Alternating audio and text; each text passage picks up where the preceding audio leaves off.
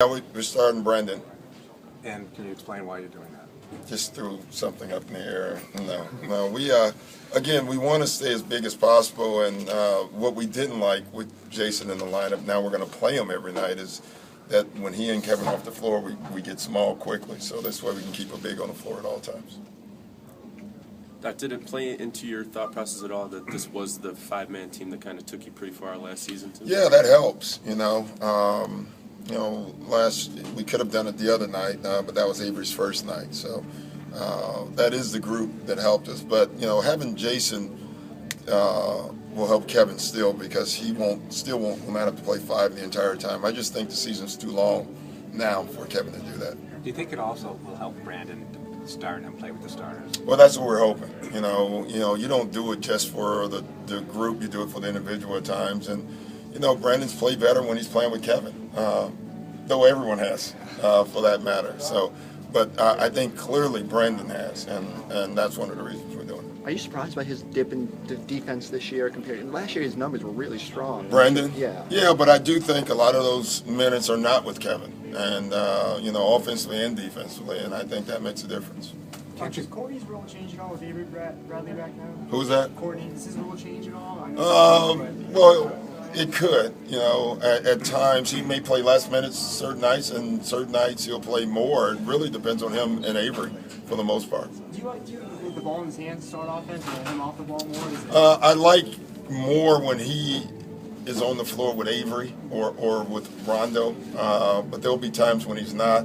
The one group, plus minus wise, that did well is the Courtney, Jet, Paul lineup. I mean, that may be our so far plus minus. That's a good lineup for us. Doc, will Avery's playing time still be situational in terms of, if you guys fall behind and you need offense, it'll be a lot like the other night, or not? I'm hoping, and I hope not. I think right now, yeah, I think your offense is always behind when you first come back. But I'm hoping by playoffs, Avery's on the floor at the end of games, because it's great to have an offense and a defensive guy. Gerald Green said you were right. He should have listened to you. What's your reaction to that? Can you call my wife? That would be my response to that. So, no, he was so young. Heck, he didn't. I don't know if he wasn't listening to me or anyone at that time. He had a lot going on. The dunk contest might have been the worst thing that ever happened to him. That's just hard for a young guy. You ever talk? Do you like hearing that he is sticking in the lineup? Did he see? Well, we've known that. We've talked, and I've talked to his coaches, starting with Avery Johnson, and so he's just growing up, and you think about it. I don't even know how old he is. 25, 26 years old. He's been a high draft pick. He's won a dunk contest. He's been out of the league. He's played in Russia. He's been in the D-League. And now he's back in the league. That's a lot at that age, when you think about it. So it'll probably do him well, having gone through all that. People don't see a lot of Paul George. What impresses you about him? I think Frank called him the best wing defender in the league. Well, he's doing everything. That's what impresses me. Usually at that age, you're trying to establish one thing. He's become a better shooter. He's become a better post player.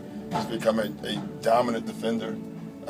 It's amazing that has come that quickly, and he's grown how many inches since he's been in the league. It's just amazing all the things that's happened to him, and he keeps. They're all good, and most of them is from his doing, and that's pretty cool. Are you at all surprised at how the Pacers have played after their bad start, with Roy still struggling with the shooting, still without? No, they're still really big. When you think about the lineups that they can throw on the floor, from 2, 3, 4, and 5. The smallest guy at times is 6'7". That's a big team. And so defensively, when you have that much length, you're probably going to be really good defensively, and they are. Did they compare to Memphis at all? I think they're longer than Memphis. Now Memphis at 2 has Tony Allen, so he doesn't need size. He's just a dominant defender. But that is a comparable, when you look at the two teams.